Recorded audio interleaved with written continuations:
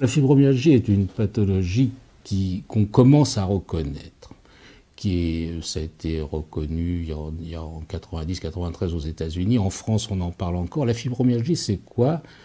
Ce sont des douleurs, essentiellement des douleurs musculaires, qui durent pendant plus de 6 mois, qui touchent classiquement un certain nombre de points, on parle entre 15 et 18 points symétriques, et qui handicapent les gens, et dont on ne connaît pas l'origine. C'est-à-dire que on va pas trouver d'où ça vient, mais c'est essentiellement des douleurs et des douleurs musculaires. Ce ne sont pas des rhumatismes, parce que ces gens n'ont pas un rhumatisme inflammatoire.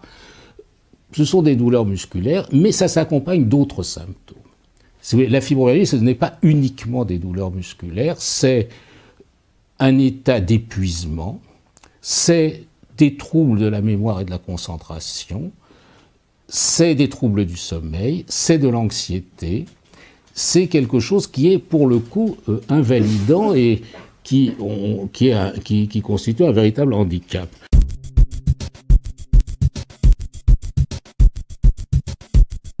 On peut définir des circonstances déclenchantes qui sont soit progressives, soit brutales.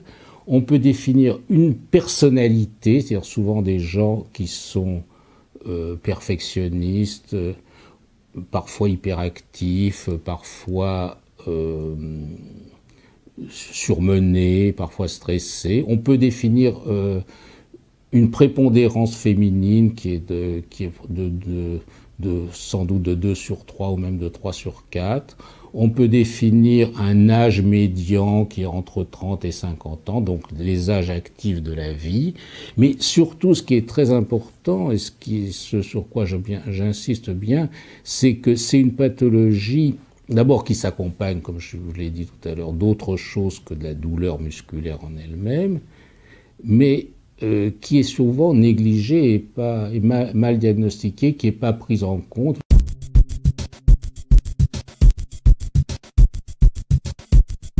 Les symptômes de la fibromyalgie sont dominés par la douleur. Ce sont des douleurs musculaires, intenses, parfois à type de brûlure, qui apparaissent dans des zones musculaires symétriques, dans le dos, sur les cuisses, sur les bras, pour une pression relativement faible. Il y a des gens qui se sont amusés à calculer la pression qui est de moins de 1 kg par centimètre carré, donc c'est assez faible comme pression.